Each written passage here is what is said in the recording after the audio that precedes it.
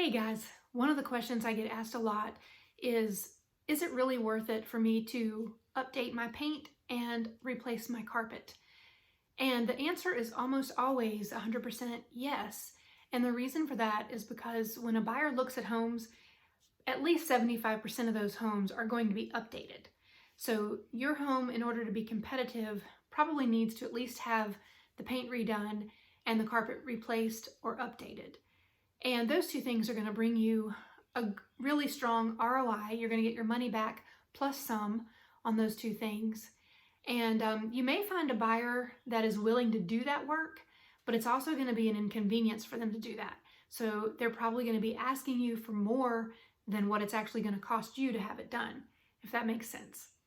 So those are just a couple of things that you can do as a seller to prepare your home for sale that aren't going to cost you an arm and a leg.